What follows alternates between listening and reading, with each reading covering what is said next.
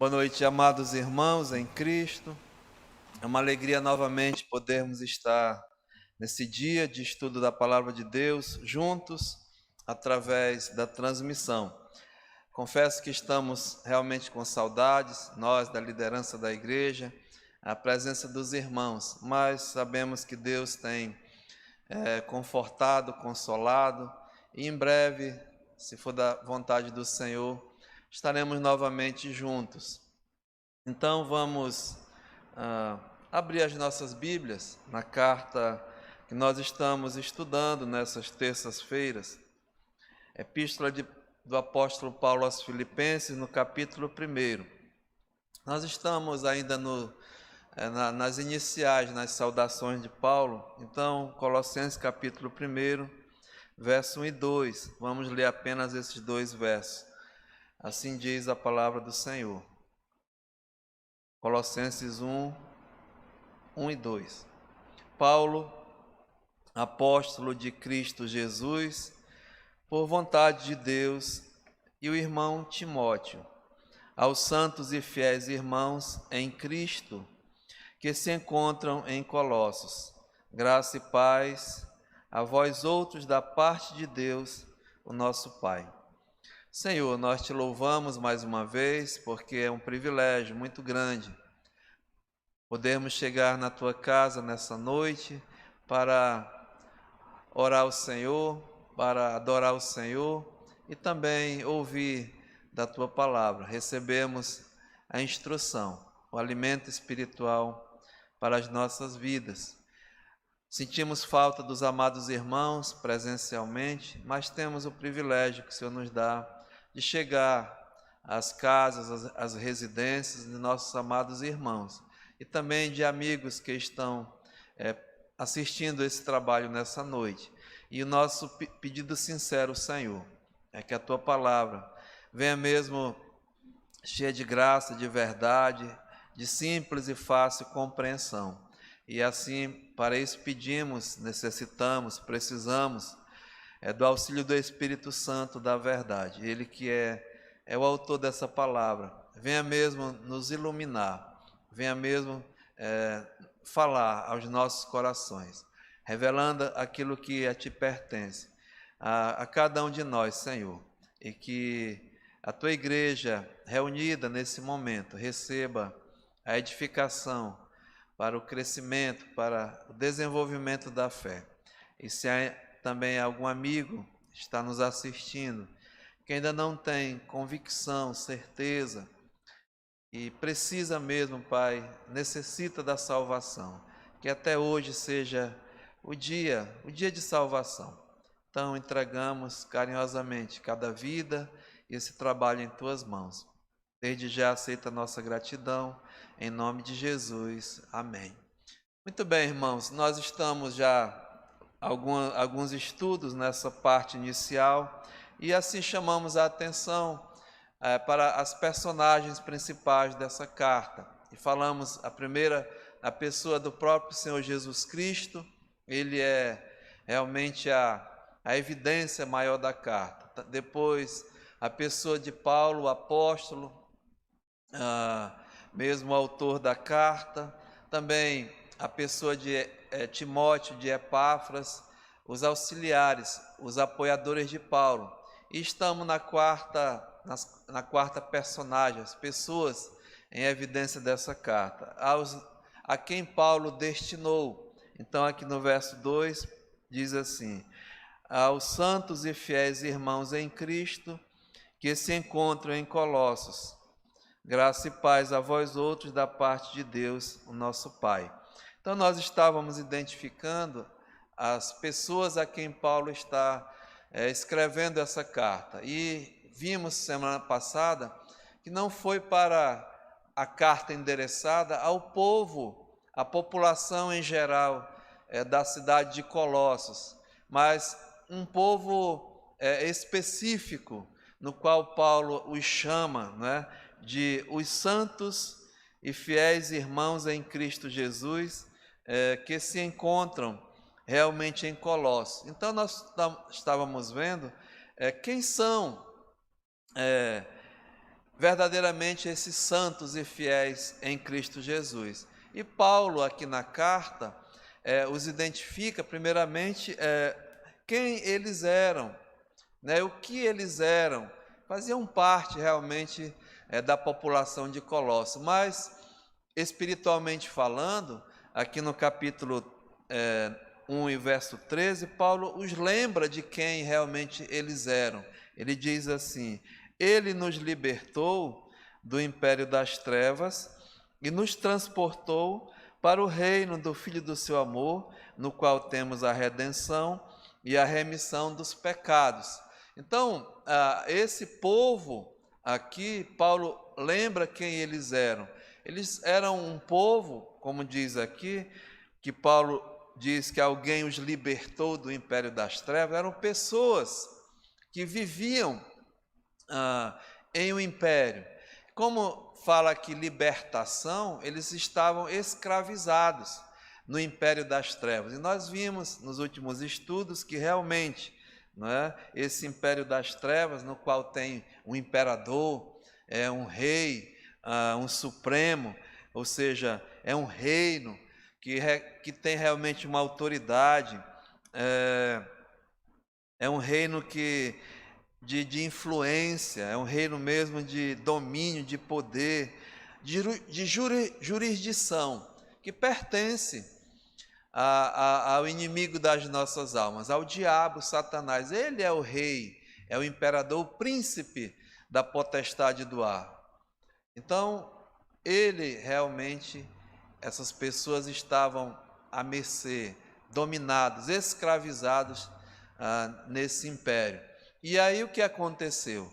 O apóstolo Paulo diz: Ele nos libertou do império das trevas e nos transportou para o reino do Filho do seu amor. Então, ele, falando da pessoa principal, da pessoa de Cristo, ele nos libertou do império das trevas. Ou seja, o próprio Deus se revelou como aquele que veio libertar um povo da escravidão do pecado. E nós vimos isso na semana passada, essa obra de redenção, essa obra realmente de libertação. Então foi isso que ele aqui é identificado como Jesus Cristo, o Filho de Deus, que veio para buscar e salvar os perdidos pecadores, libertar o povo da escravidão do pecado.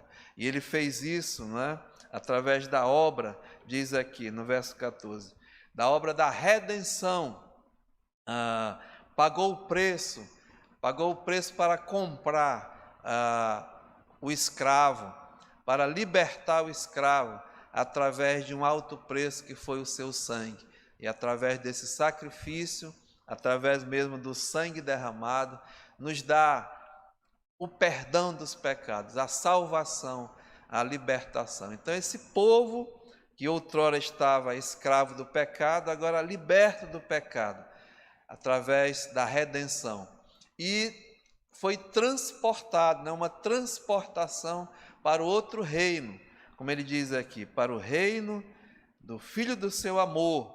Então passou do império das trevas para o reino do Filho do seu amor, ou seja, o reino de Deus, o reino realmente da graça de Deus. Então a essas pessoas específicas que estavam ali em Colossos, Paulo os identifica como os santos e fiéis em Cristo Jesus, ou seja, santos é o nome dado a todos os que foram salvos, libertos da escravidão do pecado por Cristo Jesus, que fazem parte agora da igreja. Então é identificado como os santos.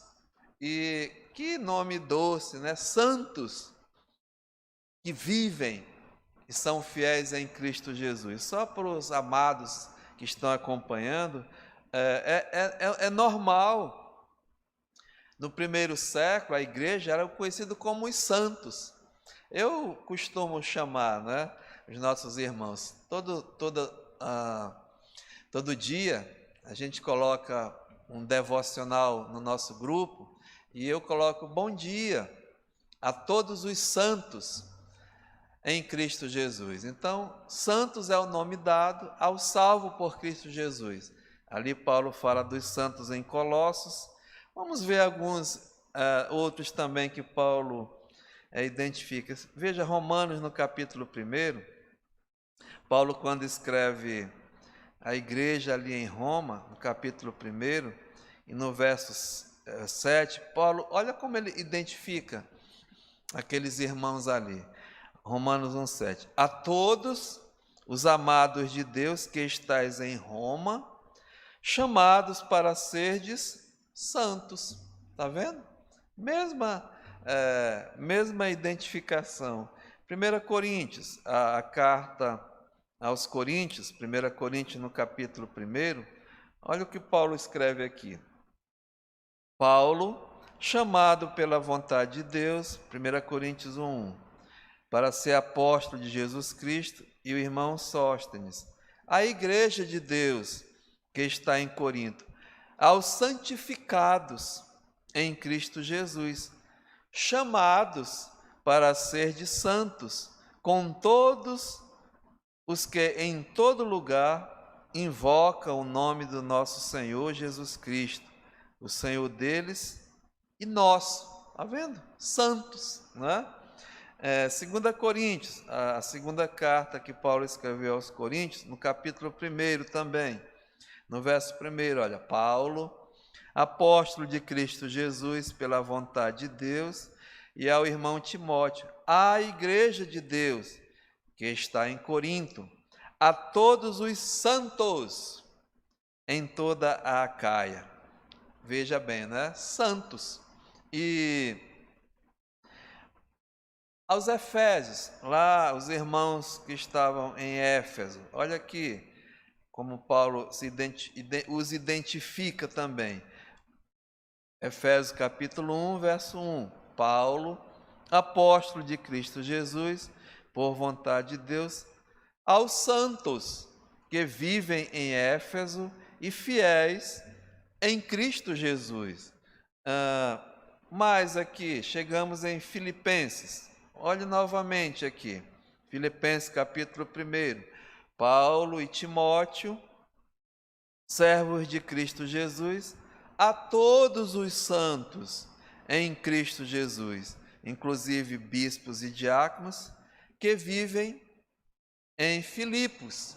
E agora, né, encontramos novamente aqui em Colossos, aos santos e fiéis em Cristo Jesus, que se encontram em Colossos. Então, amados, todo o que é salvo por Jesus Cristo é denominado, é chamado como santo, que vive em Cristo Jesus. E aí Paulo continua aqui, ele dá outra identificação, né? E fiéis irmãos em Cristo Jesus, ou seja, o santo fiel em Cristo Jesus. Porque, infelizmente, até na igreja universal de Jesus Cristo, há pessoas, há povo que se chamam fiéis, se chamam cristãos, por nomeá-los, mas na verdade, no fundo mesmo, não são. É uma coisa pessoal, realmente individual. No mundo inteiro há pessoas que se chamam cristãos e até fiéis. Mas aqui, amados irmãos, quando Paulo diz fiéis irmãos, a pessoa fiel realmente é aquele que é verdadeiro. Fiel é uma pessoa leal. Fiel realmente é confiável, é sincero, é aquele que serve, aquele que segue realmente a Cristo. Então, o Senhor Jesus, lá no Evangelho de João, no capítulo 10, no versículo 27, ele fala claramente: as minhas ovelhas, os meus fiéis, as minhas ovelhas ouvem a minha voz, eu as conheço e elas me seguem. e elas me servem. Então é um povo específico mesmo, santos e fiéis em Cristo Jesus. Então, né, Paulo aqui no começo, quando ele identifica esses amados, ele lembra-os quem eles eram e agora quem eles são. E hoje tem mais uma terceira coisa maravilhosa que eu queria assim evidenciar nessa noite com os irmãos, relativa a esses santos e fiéis. Olha o que ele diz aqui: aos santos e fiéis em Cristo Jesus que se encontram em Colossos, a ele dá essa saudação: graça e paz a vós outros da parte de Deus, o nosso Pai. Então, quem eles eram, quem eles são e agora o que realmente eles têm. Sabe, meus amados, é uma saudação muito especial e aqui mostra realmente o que esses santos eles têm, o que realmente eles possuem. E é tão especial porque é específico essa coisa, né? Somente os santos, somente os salvos, somente o povo de Deus tem, que Paulo diz aqui, a graça e a paz a vós outros, que é da parte de Deus. Ou seja, é um privilégio exclusivo dos filhos de Deus. Somente os filhos de Deus possuem realmente a graça e a paz. E veja aqui, diz, né, que é da parte de Deus, ou seja, vem de Deus, emana de Deus, a origem realmente é de Deus, procede de Deus. Só Deus que tem verdadeiramente a graça e a paz. Faz parte dos atributos de Deus. Deus é graça, Deus é paz.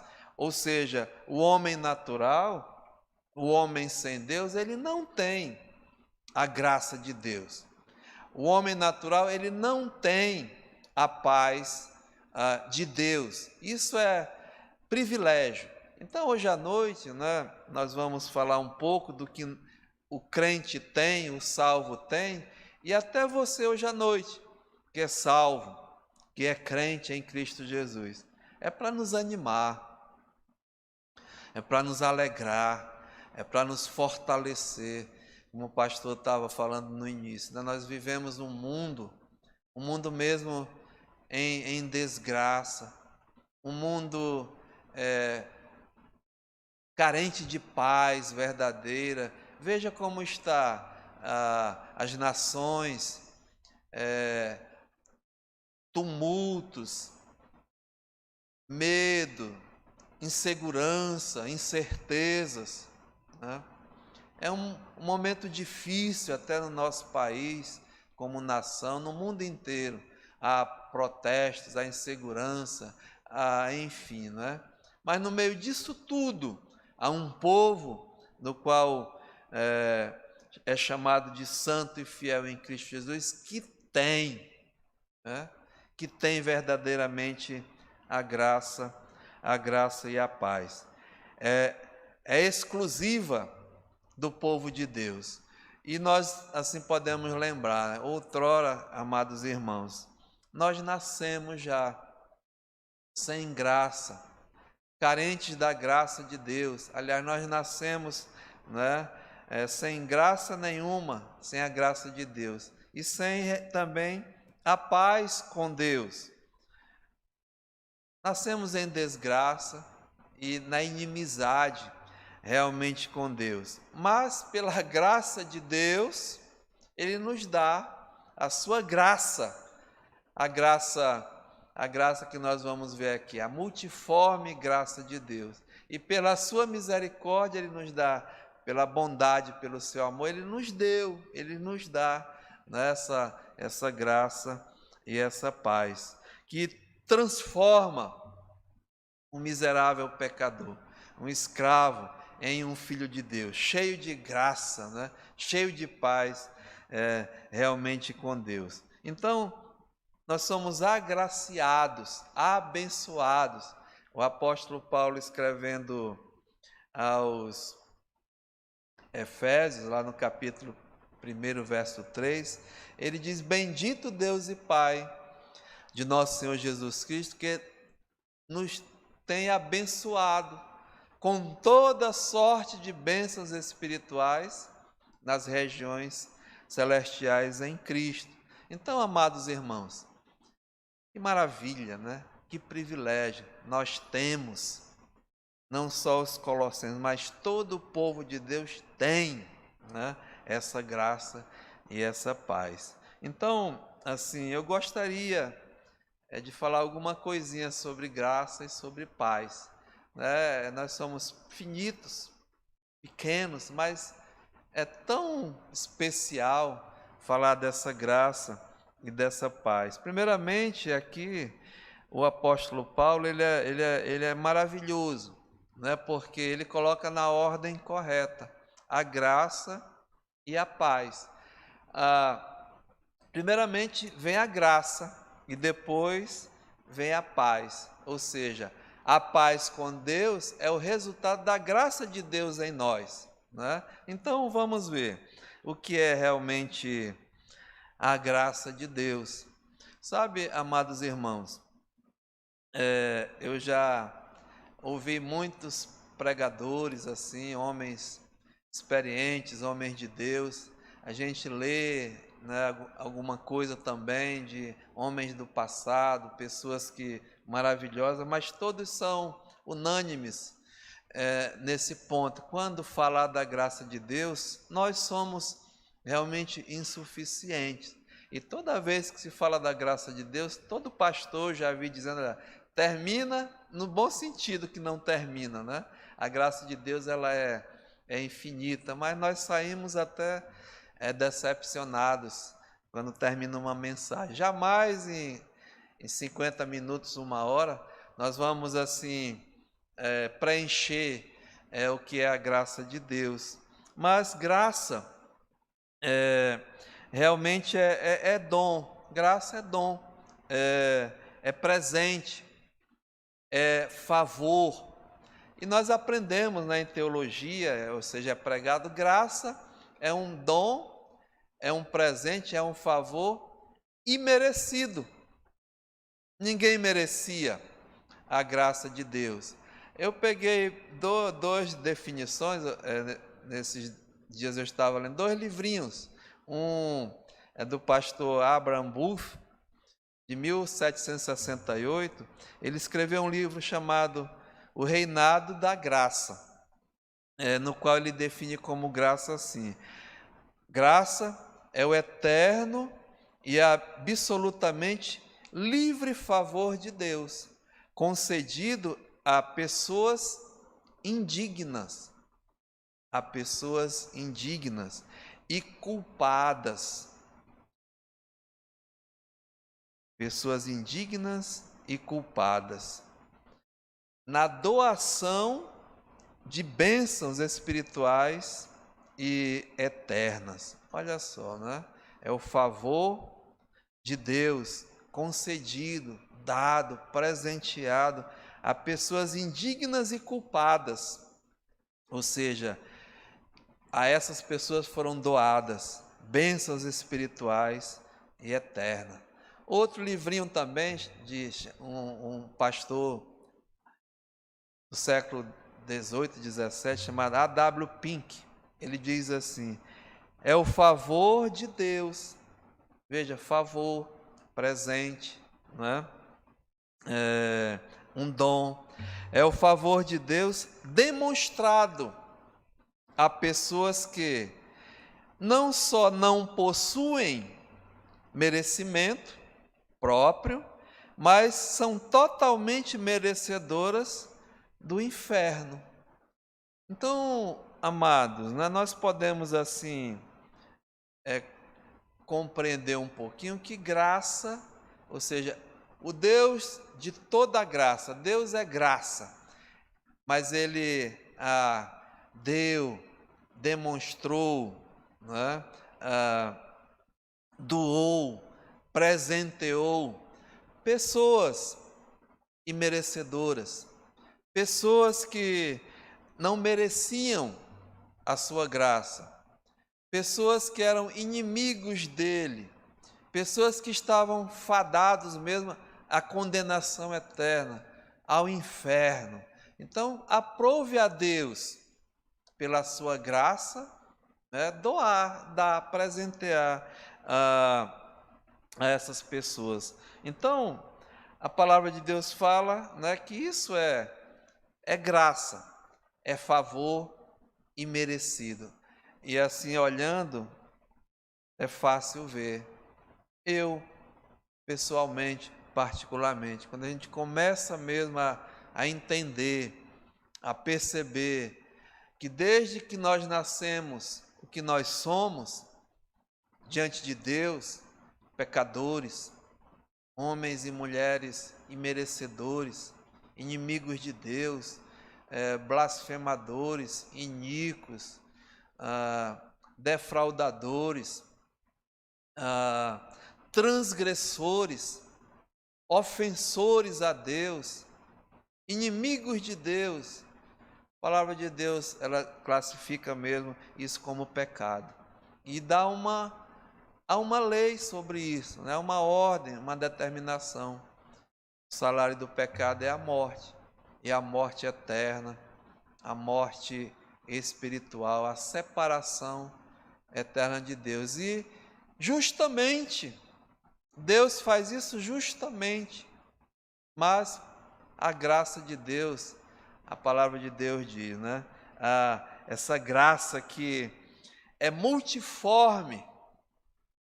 A palavra de Deus fala da multiforme graça de Deus, ou seja, para nós, assim, né, é só um lampejozinho, mas a palavra de Deus fala dessa grandeza de Deus, que nós não podemos medir Deus, mas a sua graça é do seu tamanho.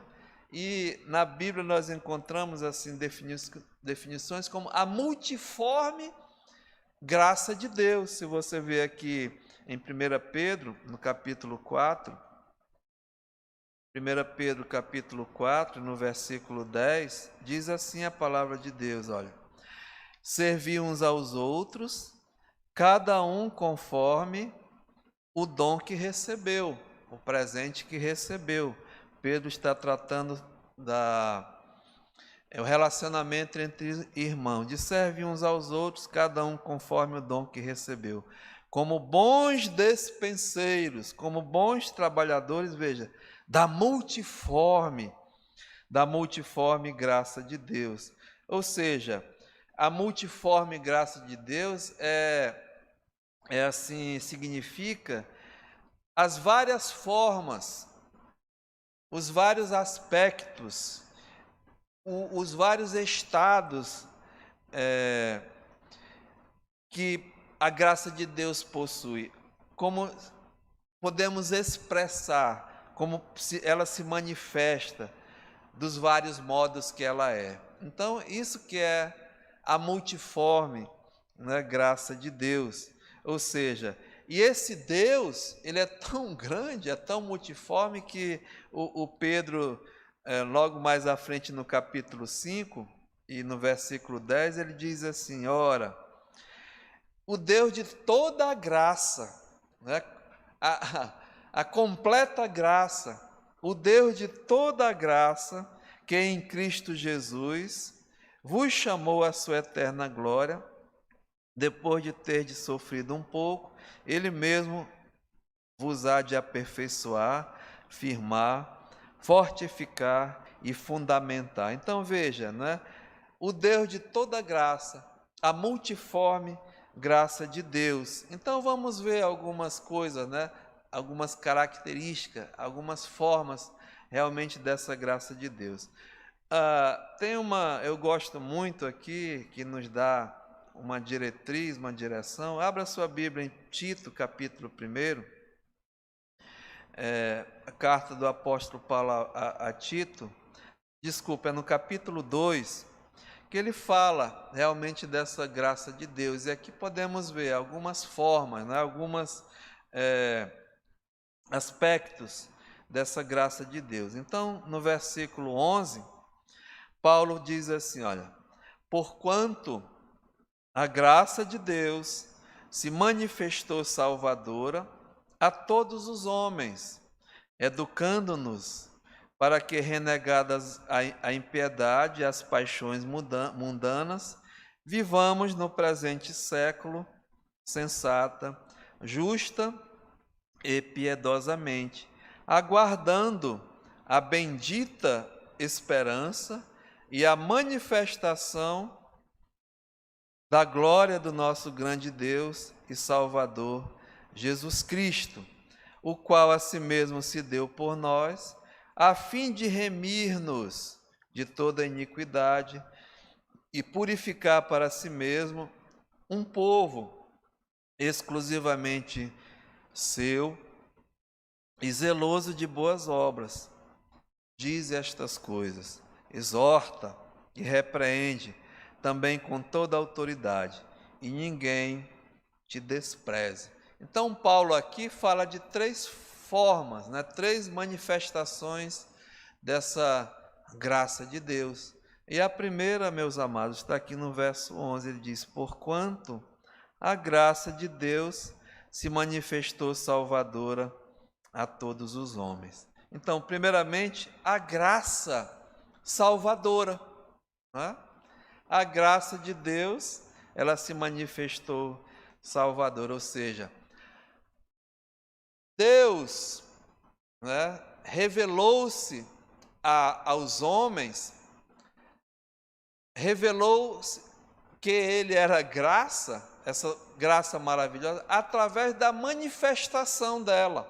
Não ficou só lá no céu com Deus, na sua essência, no seu caráter, né, nos seus atributos. Não, diz aqui que Deus manifestou a sua graça a todos os homens, ou seja, presenteou os homens com a sua graça. E diz aqui, né, o apóstolo Paulo, lá em Colossenses, a manifestação da graça de Deus foi numa pessoa. E ele diz, Ele, né? Ele é a pessoa de nosso Senhor e Salvador Jesus Cristo. O apóstolo João, lá em 1 João, no Evangelho de São João, no capítulo 1, e no verso 14, ele diz assim, né? E o Verbo se fez carne e habitou entre nós, cheio de graça e de verdade. E vimos a sua glória como do unigênito Filho de Deus. Ou seja, o Verbo, no princípio, estava com Deus.